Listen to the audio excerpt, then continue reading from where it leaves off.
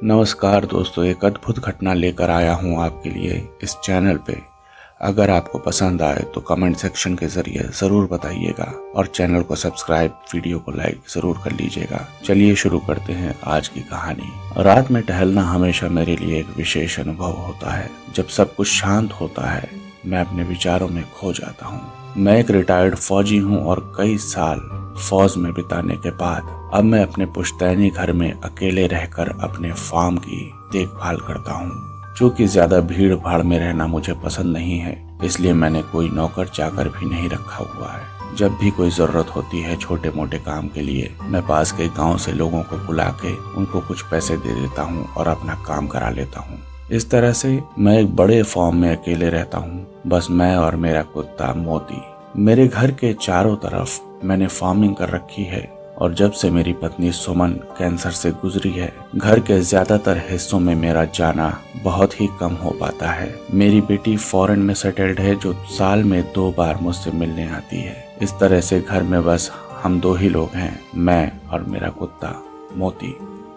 एक रात जब दिन भर के लंबे काम के बाद मैं टहलने के लिए बाहर निकलने ही वाला था, मेरे घर के अंदर मुझे एक अजीब सी महक का अनुभव हुआ और मेरा कुत्ता मोती भी अचानक से गुर्राने लगा।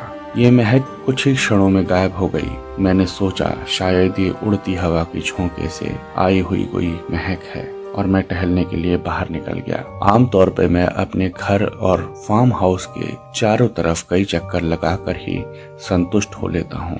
क्योंकि मेरा फार्म गांव से थोड़ा दूर है, आसपास कोई ज्यादा घर या आबादी भी नहीं है। ठंडी हवा पाने के लिए, शुद्ध ऑक्सीजन के लिए मुझे ज्यादा दूर जाने की जरूरत नहीं पड़ती है। उस दिन भी ठंडी और सौंधी हवा चल रही थी और मोती मेरे बगल में चल रहा था। कभी कभी मुझे लगता है कि मोती मुझसे ज्यादा ही मुझे पसंद करता है। मैंने अपनी प्रॉपर्टी के कई चक्कर लगाए और करीब 1.5-2 घंटे बाद जब मैं घर की ओर लौट रहा था, तभी मेरी नजर दूसरी मंजिल की खिड़की पर पड़ी। ये मेरे उस बेडरूम की खिड़की थी जो मैंने अपनी पत्नी के मरने के बाद बंद कर दिया था। हाँ, लेकिन कुछ उसका सामान अभी भी उस कमरे में रखा हुआ था। एक पल के लिए तो मुझे लगा मैंने किसी की परछाई उस कमरे में देखी है। मैं वहाँ जड़त्व सा खड़ा हो गया, उस खिड़की को घूरने लगा, क्या वहाँ कोई होगा? लेकिन मैंने तो घर का ताला अच्छे से लगा दिया था और मेरे घर का दरवाजा भी ऐसा नहीं है कि 1-2 घंटे में टूट जाए। इन्हीं सब सोच विचारों के साथ मैं तेज कदमों से घर की तरफ बढ़ने लगा। मैंने उस कमरे में वर्षों से कदम नहीं रखा था। वहाँ सिर्फ मेरी पत्नी के पुराने सामान, चप्पल, कपड़े, जेवरात आदि रखे हुए थे। उसकी यादों से बचने के लिए मैंने कई सालों से उस कमरे में कदम नहीं रखा था। लेकिन अब वहाँ पे कौन है, इस विचार ने मेरे रक्त को उबाल कर रख दिया कि कोई अजनबी मेरे घर और खास तौर से मेरी पत्नी के कमरे में क्यों घुस रहा है। मैं ऐसा सहन नहीं कर सकता था। पास पहुंच के मैंने देखा घर के मुख्य द्वार पर ताला वैसे ही लगा हुआ है जैसा मैं लगा के गया था। मैं जल्दी से कमरा खोलकर घर के अंदर घुसा। सीढ़ियां चढ़कर सीधे उस कमरे के सामने खड़ा हो गया जिसकी खिड़की पर मैंने वो परछाई देखी थी। एक झटके के साथ जैसे ही मैंने कमरा खोला, अंदर का नजारा बिल्कुल वैसा था जैसा मैं छोड़ के गया था। कमरा खाली था।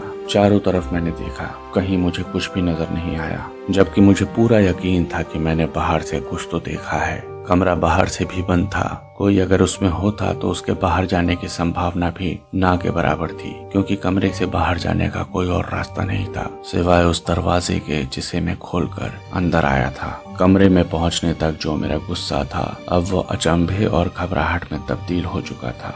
शायद मैंने कुछ ऐसा देखा जो वहाँ था ही नहीं। कमरा खाली था, ठीक उसी तरह जैसा मैंने छोड़ा था। वहाँ कुछ भी असामान्य नहीं था। मैं कुछ देर वहाँ अवाक खड़ा रहा। मैं अचंभित था क्योंकि मुझे पूरा यकीन था कि मैंने अंदर कुछ जरूर देखा है। थोड़ी देर इधर उधर देखने के बाद मैंने वापस कमरे को बाहर से बंद कर दिया और सीधे नीचे अपने कमरे में चला गया। अगली रात मोती के गुर्राने की आवाज से मेरी नींद खुल गई। वो एक अच्छा कुत्ता है, जब तक कुछ ना हो वो भौंकता नहीं है। मैं अपने बिस्तर पर बैठ गया और जब मैंने मोती को देखा तो मोती छत की तरफ देखकर गुर्रा रहा था। तभी मैंने भी महसूस किया कि ऊपर वाले फ्लोर से किसी के चलने या कुछ चरमराने की आवाज आ रही है। मेरा सारा ध्यान सीधे ऊपर से आ रहे कदमों की आवाज पर चला गया। आप अनुमान लगा सकते हैं कि मेरे ठीक ऊपर कौन सा कमरा था। जी हाँ, वही कमरा, मेरी पत्नी का कमरा, जहाँ कल रात मैंने वो साया देखा था। मैंने अपनी राइफल को लेने के बारे में सोचा, लेकिन फिर मेरा फौजी मन ये सोचकर सीधा ऊपर भागा कि कोई भी होगा, अगर जरूरत पड़ी तो उससे हाथों हाथ भी निपटा जा सकता है। राइफल लेने के चक्कर में कहीं वो फिर से हाथ से ना निकल जाए, इसलिए मैंने राइफल को छोड़कर अपने बिस्तर पर पड़ी टॉर्च को उठाया और सीधे ऊपर बेडरूम में देखने पहुंच गया। मैंने देखा कि बेडरूम बाहर से बंद था और अंदर से चरमराहट और किसी के चलने की आवाज़ अभी भी आ रही थी। मैंने बेडरूम का दरवाज़ा खोला और जैसे ही अंदर गया, कमरे के अंदर से आती हुई आवाज़ अचानक से शांत हो गई। कमरे में फिर कोई परिवर्तन नहीं था। कमरा ठीक वैसा पड़ा था जैसा मैं उसको रखता था, जैसा मैं उसको छोड़ के गया था। बिना किसी छेड़छाड़ के एक सिलवट भी इधर से उधर नहीं थी। अब मेरा गुस्सा निश्चित रूप से चिंता और डर में बदल रहा था। थोड़ी देर इधर उधर देखने के बाद, निरीक्षण करने के बाद मैं वापस फिर से नीचे चला गया। नीचे पहुंचने पर मैंने महसूस किया कि रसोई की लाइट्स जल रही थी। मुझे पता था कि मैंने बिस्तर पर जाने से पहले उसे बंद कर दिया था। मैं कभी भी वहां की लाइट्स खुली नहीं छोड़ता था, क्योंकि लाइट की रोशनी में मेरी नींद में खलल पड़ता था। इसलिए हमेशा मैं लाइट बंद करके सोया करता था।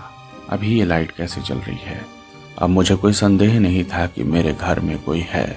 हल्की सी घबराहट मेरे मन में अपना घर करने लगी।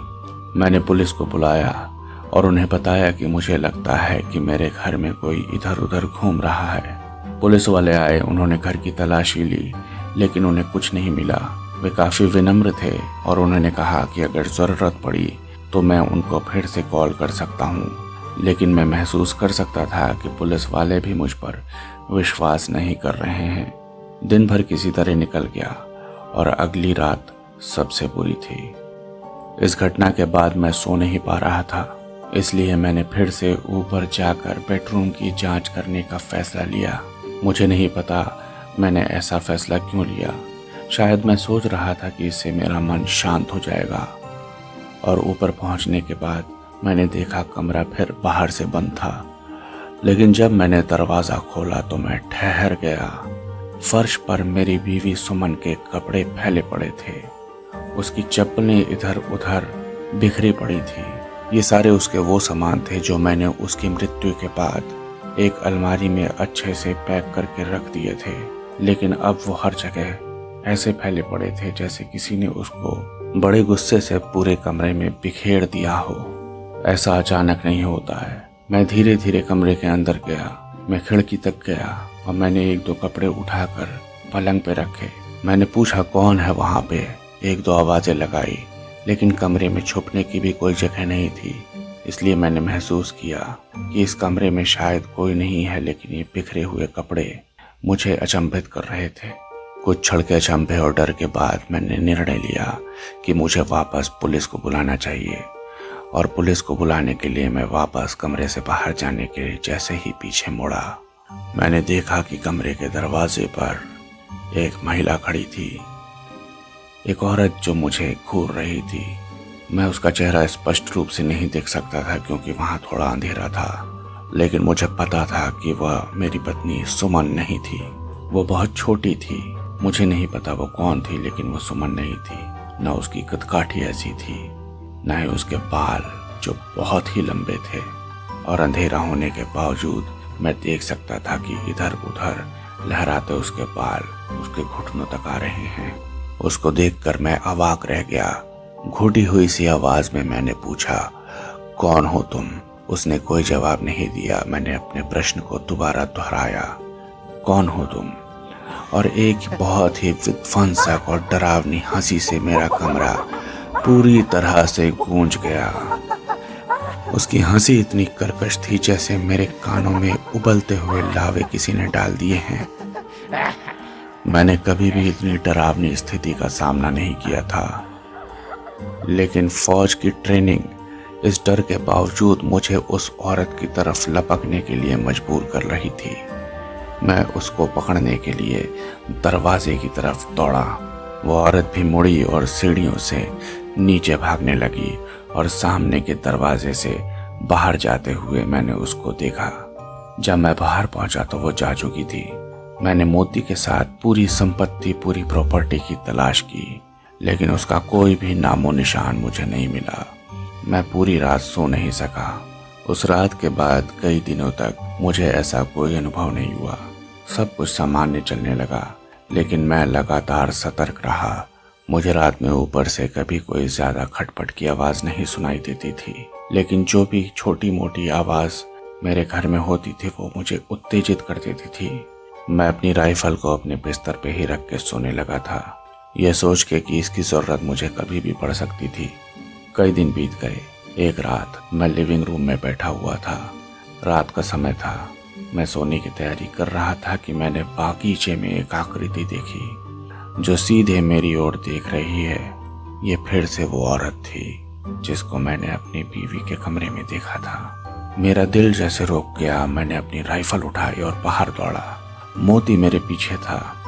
वह अभी भी वहां थी। चांदनी रात में एक छाया की तरह वो मुझे दिखाई पड़ रही थी और वो लगातार मुझे देखी जा रही थी, जैसे कोई बुत हवा में लटका हुआ हो। अगर कोई और उसको देखता तो दूर से ये समझ लेता शायद कोई मूर्ति लगी है, लेकिन चूंकि वो मेरा बागीचा था, मैं जानता था कि वहां कोई बुत या मूर्ति नहीं है। मैं दौड़ते हुए उसके करीब पहुंचता जा रहा था। वह अभी भी वहीं थी। चांदनी रात में एक छाया की तरह मुझे देख रही थी। कौन है कह के मैंने एक दो आवाज लगाई और हवा में कुछ चेतावनी भरी गोलियां चला दी, यह उम्मीद करते हुए कि जो भी वो होगा भाग जाएगा। लेकिन वो अभी भी उसी जगह पे मौजूद थी। मैं डरा हुआ था, लेकिन डर के बावजूद मैंने उस महिला की ओर जाने का निर्णय ले रखा था। मैं आगे बढ़ता गया। अपने घर के वरांडे से मैं नीचे उतर ही रहा था कि मेरे कानों में मोती के रोने की आवाज पड़ी। मैंने पीछे मुड़कर देखा तो मोती ने मेरे पैजामे को अपने दांत में दबा लिया था, जैसे कि वो मुझे आगे बढ़ने से रोकना चाहता हो। मैं मोती का इशारा समझ तो गया, लेकिन इस परिस्थिति में मुझे ये जानना भी जरूरी हो गया था कि कौन है वो औरत जो हमेशा मुझे इस तरह से परेशान कर रही है। मैंने अपने पैजामा को मोती के दांतों से छुड़वाया और पीछे मुड़कर फिर वापस उस औरत की ओर जाने के लिए मुड़ा ही था कि उसका चेहरा अचानक मेरे सामने आ गया। वो बिल्कुल मेरे मुंह के सामने खड़ी थी। उसकी नजदीकी मेरे पूरे बदन में सिरहन पैदा कर रही थी। मैं अपनी जगह से हिलने में असमर्थ हो गया था और उसकी नजदीकी मेरे चेहरे और बदन पर बर्फ की ठंडक सा एहसास दिला रही थी। ये सब इतना अचानक हुआ कि मुझे कुछ समझने का मौका ही नहीं मिला। उसका चेहरा बिना किसी भाव के एक अजीब सी मुर्दानी सफेदी लिए हुए था। उसके पास होने का एहसास मुझे किसी लाश के पास होने का एहसास दिला रहा था। अचानक मेरी आंख बंद होने लगी और मेरे पैर मेरे शरीर का बोझ उठाने से इनकार करने लगे। मैं बेहोश होकर जमीन पर गिर पड़ा और जो आखिरी आवाज मैंने अपने कानों से सुनी थी बेहोश होने के पहले, वो एक कार के हॉर्न की आवाज थी। अगली सुबह जब मेरी आंख खुली तो मैं अस्पताल के पलंग पे पड़ा हुआ था। मैंने आंख खोलने के बाद अपनी बेटी को अपनी आंखों के सामने देखा। मूर्छित होने से पहले जो कार की आवाज मैंने सुनी थी वो मेरी बेटी की ही कार की आवाज थी, जो मुझसे मिलने और सरप्राइज देने के लिए विदेश से सीधे मेरे घर पे आई थी। मैंने इस घटना के बारे में उसको बताया तो उसने बस यही जवाब दिया कि रात में जब वो मेरे फार्म हाउस के गेट से अंदर आ रही थी तो उसने देखा मैं मोती के साथ था और मोती मेरे पैजामे को खींच रहा था। फिर मैं वापस मुड़ा और कुछ ही सेकंड्स में जमीन पर गिर गया और वो मेरे को तुरंत अस्पताल लेके चली आई। मेरी बेटी ने ना ही कोई औरत को देखा, ना ही वहां पे कुछ अजीब सा महसूस किया। कुछ दिन अस्पताल में रहने के बाद मेरी बेटी मेरे को अपने साथ अपने घर ले गई। करीब 12 महीने तक फॉरेन में रहने के बाद मैं अपने घर वापस आया तो मुझे सब कुछ सामान्य सा दिखा। मैंने विदेश जाने से पहले अपने भाई को अपने घर का केयर टेकर बना दिया था।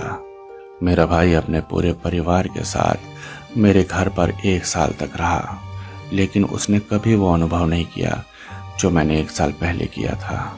शायद ये कोई वहम या अकेलेपन के कारण मेरे मन की रचना हो, ये बोलकर मेरे आसपास के लोगों ने मुझे सामान्य करने में मदद की। लेकिन कमरे में सुमन के कपड़ों का फैला होना, मोती का छत पर देख के गुर्राना, लाइट का अचानक से जल जाना मेरा वहम नहीं था और यह बात मैं अच्छी तरह से जानता था, लेकिन मैं किसी और को बताकर उसको परेशान नहीं करना चाहता था। यह सच्चाई क्या थी सिर्फ मैं ही जानता हूँ। बेटी के घर से वापस जाने के बाद एक बार फिर से मैं घर पे अकेला रह गया।